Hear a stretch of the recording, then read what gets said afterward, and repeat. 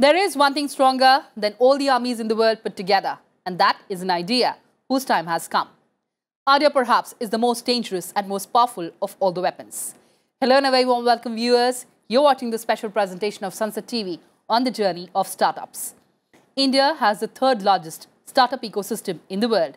And if you're an aspiring entrepreneur or even otherwise, this is your destination as we script the novel success stories of startups, analyze the roadblocks and give wings to your dreams of becoming a job giver and not being a job seeker. So today, let's hear the story of AGRI startup Bioveda.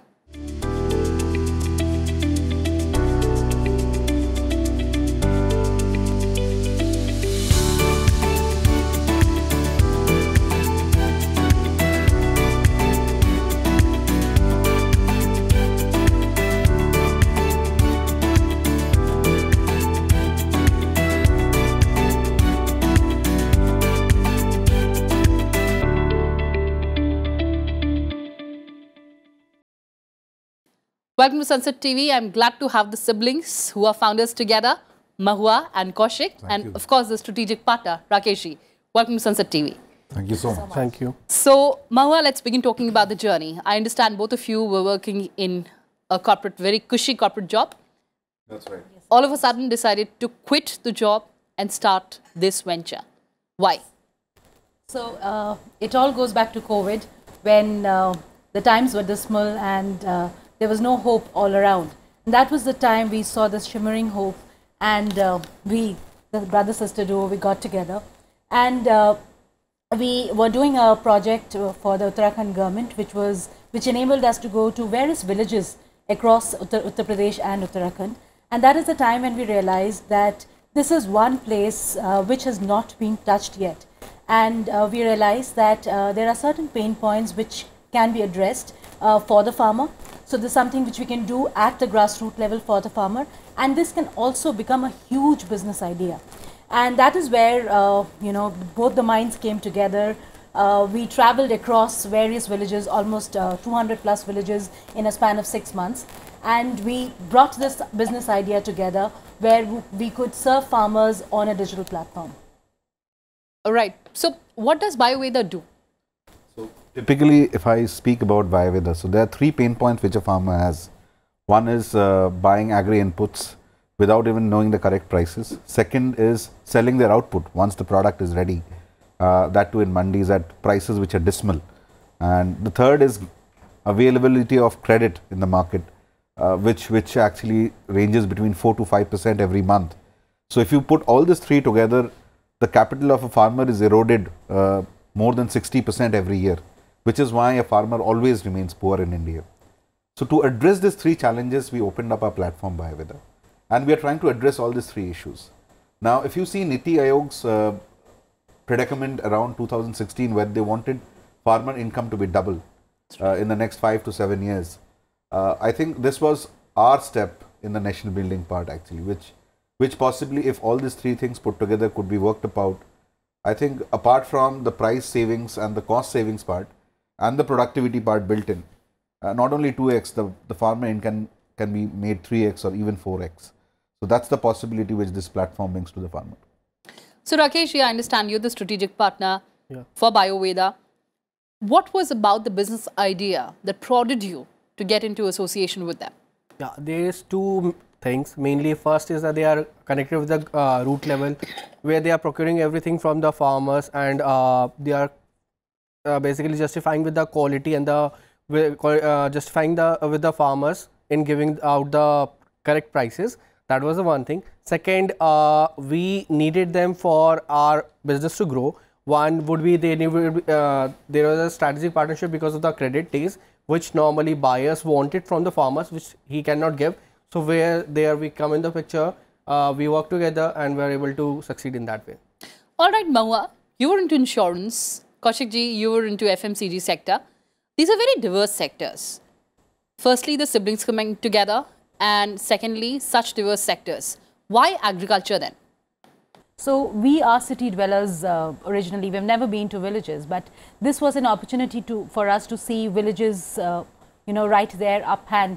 And we realized that there's a huge potential which lies in agriculture, not especially from two aspects. One, of course, the business aspect, where just about 2% of agriculture was covered by startups, almost 1,000 plus startups in India. So there was a huge potential. Also, the kind of road infrastructure and the infrastructure which has been built over the years makes business much more easier. Then comes the entire financial inclusion or the fintech piece of our UPI payments, which has made payments much easier. The entire thing has been digitized. So I thought that we both thought that this was the right time for a digital space to be explored in agriculture. And that is where we thought of bringing about this platform. It took us almost 6 to 7 months to finally arrive to the business model. And we know that the opportunity, even if you put 1,000 plus startups together, the opportunity is much bigger than that. The opportunity is much bigger than that, one would certainly agree. But Kaushik ji, it is very rare that siblings, brother and sister, they agree to something and they are on the same page. How did that happen? In fact, we had a fight multiple times around this. How would the business model shape up? In fact, while we were in corporate lives, both of us wanted to do something on the business front. And she did not agree in terms of starting off immediately while I placed my idea with her. But I convinced her somehow after making multiple villages, visiting multiple villages, that this was the right space to be in. Also, if you see the government, let's say, regulations going around in this space, PSL of 18% for agriculture. So that's huge amount of money which needs to be given to the agriculture space in terms of loans or credits to farmers. So that was one space that we were very keen on, which is around $500 billion in India right now. Also, in terms of the output and input, it's a $450 billion opportunity. And all the startups put together, it has not even scratched the surface. So in the next 3 years, if you talk about ENY, KPMG, everybody has earmarked agriculture to become a $35 to $40 billion business, which is right now at $5 billion only in terms of agritech space. So all this put together, and also the government thing of farmers' income becoming double. Actually, finally, I could actually bring her into the idea that let's start this off, and the opportunity is huge. We could be touching millions of lives in India, which could be changed forever in a positive way. So finally, she was convinced and we got together. Rakesh ji, are you as bullish as they are about the figures and the projections? Yeah, it's like that. In India, agriculture is one sector which is like have a huge opportunity. Lots of players are there, but still untouched market, unorganized market where we can like come in and we can get a lot of things out of it. A lot of big players are there, but still a lot of scope for million startups right now, and they are doing pretty well in all the things. And one other thing that is there, basically digitalization of the things and bringing those things to the farmers is really helpful for them. All right, you talked about the digital paradigm. Kaushik, help me understand. For instance, I am a farmer. How will your startup come handy to me? So example, like what exactly we are doing on ground, if I talk about that. So once we reach out to a farmer through a Kisan Mitra, we ensure that all the data points, be it his land holding, the cattle or the livestock that he has, the number of members who are earning right now. We take a database of the entire farmer, the crop cycle which he is planning, and then we figure out what is his income levels right now. So for example, a typical farmer in India with a 2 acre of land has an opportunity for us which is around 5 lakhs of business, wherein his productivity is in the range of 4 lakhs and 1 lakh is his input. Now this 4 lakhs could go up to 6 or 7 lakhs as well, with inputs or advisory coming from our side. Now that is something that we are trying to build in. Also from the input side, which is right now costing him around ₹1 lakh, can be reduced to 90,000 or 85,000, thereby saving some money for him. So this is exactly where Bioveda comes in. So savings for the farmer while buying inputs and making the most of it during the harvest, increasing his productivity, and then buying the products from him. So all this put together, actually a 5 lakh farmer can actually become a 7.5 or 8 lakh farmer, thereby increasing his income from 3.5, 4 lakhs to possibly 6.5, 7 lakh rupees in a very short period of time, around 12 to 18 months. Because you eradicate the entire chain of the middleman. Exactly. This is exactly the reason. Not only that, we eradicate the entire chain of, let's say, middlemen. We also increase their productivity with certain advisories, which farmers currently do not have. Their only resource is the local retailer who has the minimalistic amount of knowledge pertaining to the agri, let's say, revolutions which has happened across the world. So that is what wherein we come in, and we help the farmer to increase his productivity and also reduce his cost. All right, Mahua, you wanted to add to that? Yeah, I think Kaushik has put it really well. I think most importantly, there are 3 parameters which we are helping the farmer with if it has to go to the larger audience for them to understand. One, we help you with products to which you can buy online from us. So it gives you convenience at your doorstep. It gives you better prices. Second, we buy your produce from your doorstep. And third, we provide credit to you at much better prices, much better interest rates. So these are the three things where we are trying to bring a revolution for the farmers in India. And of course, it makes business sense as well, and that's the reason we are pursuing it. Business sense, let's talk about that. Let's talk about the economics behind this idea. So let's say, typically speaking, if you see the value chain in terms of agri inputs, so how it actually happens is there's a manufacturer, then there is a state level distributor, then there is a retailer or a wholesaler, then there is a farmer. Now, what happens here is every value chain member has a certain margin built in. Now, if you are buying from the manufacturer directly and giving it to the farmer, all these value chain partners' margins could be passed on to the farmer or could be used to educate farmers. So, whichever way you take it. So that is one area wherein we are trying to bring in some amount of efficiencies. Second, again, while you are selling products, now what happens typically in a village in UP or in Bihar or Orissa, there are a lot of middlemen roaming around villages who gives money to the farmer in terms of certain loans wherein they're charging around 4%, 5% monthly on that. So that could be eradicated. Loans could be given in the range of 1% or even lower. So over here, let's say OFB could be a strategic partner going forward, because OFB also has a NBFC arm which actually offers credit to MSMEs and small businesses. So all this put together, the cost part of the business could be reduced.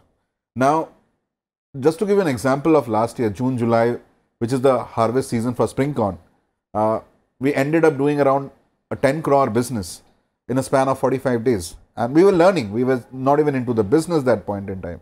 The farmers saw direct benefit. A farmer, when takes his materials to the mandis, the cost per quintal is around 30 rupees. So when we entered the village, that cost was was washed away. So and a farmer sells around 10 or 15 quintals of material, and multiply that with 30, 500 rupees savings immediately on one shipment. And a single farmer makes such 7 to 8 such shipments during the harvest season. So we could show them 3,000, 4,000 profit immediately in 45 days, which is why farmers immediately engaged with us. Also, another thing which is very, very critical is that the mandis pay in a span of 7 days, 10 days, 15 days to farmers in a staggered way. We paid in 24 hours. So that was another confidence building measure that we took on ground to ensure that the farmers engage with us directly at their village level. That's true. Also, as we speak now, we are selling seeds, maize seeds right now. We are selling approximately 3 to 4 lakh worth of seeds every day right now. The season has also not taken off. By peak, we will be selling around 30 to 40 lakhs worth of seeds every day. That would account for around 15 to 20 crore of business in the season in 2 months. And come the harvest period, around June, July time frame, these farmers which are engaging with us will give us a business of around 250 to 300 crore. So that's the scalability in this kind of a business that we have entered. True. Even if your margins are very wafer thin, around a percentage or 2% net profit, it accounts for a huge amount of money given the scalability. Economies, absolutely, absolutely. But Mahua, besides the sibling fight, what was the biggest challenge? I think the biggest challenge in terms of the entire business model was the trust, building the trust with the farmers. So they have been cheated for centuries over and over again. So they do not trust outsiders. So it really took us a lot to go and build that trust. And believe me, we actually went and stayed put in villages for months together. You know, we stayed put there, we ate at in their houses just to build that trust. But once the trust is built, then it's built for life. So I think that for us has been the biggest challenge. The second challenge has been that there has been this entire vicious cycle of credit, which unorganized credit, which goes on in villages where, you know, the local lenders and the subedars, they lend money. And that cycle then gets into buying seeds from them, which is and then again selling the produce to them because they have no way out. We want to break this cycle so that the entire capital erosion of about 25 to 30%, which happens on the credit, where his money is eroded, the farmer's money is eroded everywhere, can be saved. So these are the two biggest challenges which we are facing right now. But I'm sure with so many people coming and helping us in terms of various partners, we would be able to, and some financial partners as well, we would be able to take over this. All right, so before we end this conversation, Kaushik, what are the targets that you're chasing? And Rakeshji, how much of trust, that element of trust is there in those targets? Please go ahead. So for this financial year 23-24, we are looking at somewhere around 450 to 500 crore GMV. Next year, we are looking at something around 1500 crore GMV from a very small segment. Just to give you some numbers, one village is around 15 crore business opportunity, and right now we have already tapped into around 600 plus villages. So that's an opportunity size that we are working on. It is around 6,000 crore. We already have around 300 people on ground working in all these villages actually. Another thing which has happened is that we have created a lot of employment in these parts of the country, wherein every village has 1 or 2 employees with us. So that's another thing which is also building with us. So these are the numbers that we are looking at, predominantly from maize and non-perishables like wheat, mustard, and paddy, to name a few. But we'll also be in other segments which are perishables from an agri-input point of view.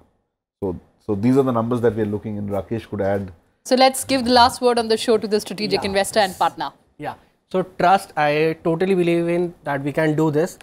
Reason one, as Kaushik sir already told, that one village have a capacity to produce 15 crores of businesses, and a lot of buyers are sitting out there who gonna be have the consumption that big.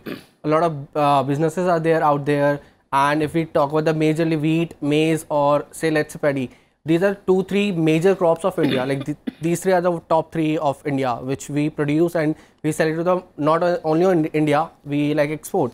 So we can take part in future for that too. But we have a good trust that we can achieve these numbers. 400 and 450 are achievable easily for 1 year target. All right, on that note, thank you so much for talking to us, and all the very best for all your future endeavors. Thank you. Well, viewers, that's all we had for you in this edition. Thanks for watching and stay tuned to Sansad TV. Goodbye for now from my side.